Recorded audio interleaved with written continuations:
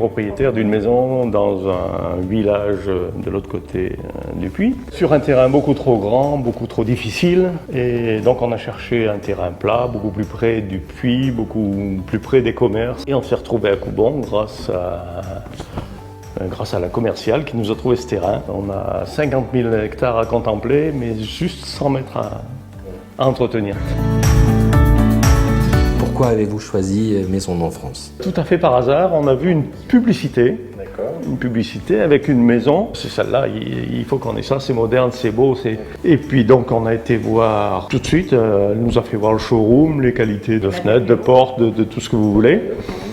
Ça, on a dit banco, ça nous va. Et voilà, ça s'est fait comme ça, on n'a même pas été voir un autre constructeur. On travaille avec les clients sur leurs envies, leurs souhaits, leurs besoins. On essaie de mettre en corrélation l'enveloppe budgétaire, ce qui n'est pas toujours l'exercice le plus facile. On monte un dossier, l'équipe du bureau d'études nous traduit tout ça et nous met tout ça en musique. Ça s'est bien passé aussi parce que j'avais préparé tout ce que je voulais, j'avais tous mes plans, mes inters étaient placés, mes lampes étaient placées et tout. Tout s'est déroulé, mais alors on ne peut mieux, quoi.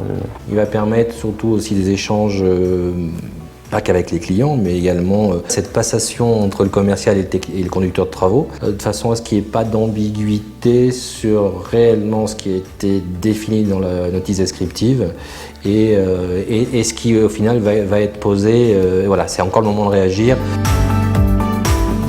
Christophe est quelqu'un d'exceptionnel pour nous, hein, parce que c'est vraiment quelqu'un qui est à l'écoute, qui est toujours souriant, qui est toujours présent quand on a besoin de lui, qui vient quand il le faut. Non, on n'a qu'à s'en féliciter. Si ça s'est très bien passé avec les clients, on avait un bon relationnel, et puis une bonne écoute des deux côtés, quoi. Et ma volonté a toujours été qu'il y ait un maximum de communication. Comment avez-vous ressenti le déroulé du suivi de chantier? On avait un téléphone et chaque fois qu'on avait un petit souci ou une question, on téléphone et tout de suite, dans l'heure qui suit, on a la réponse. On se voyait régulièrement, puis même il y a eu quelques oublis, ça arrive sur tous les chantiers, je suppose.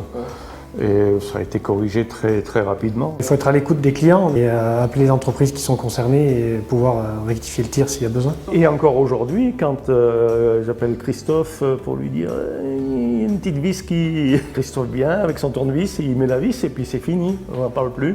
C'est un boulot qui me passionne, ouais. Mais de construire quelque chose, quoi, de voir quelque chose qui évolue, que les clients soient contents, c'est valorisant.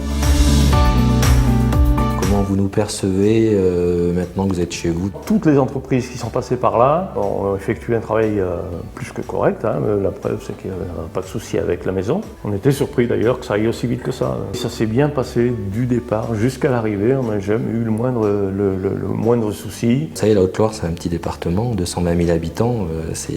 Donc c'est un grand village. La clé, c'est qualité, bien sûr, et éthique. C'est surtout ça.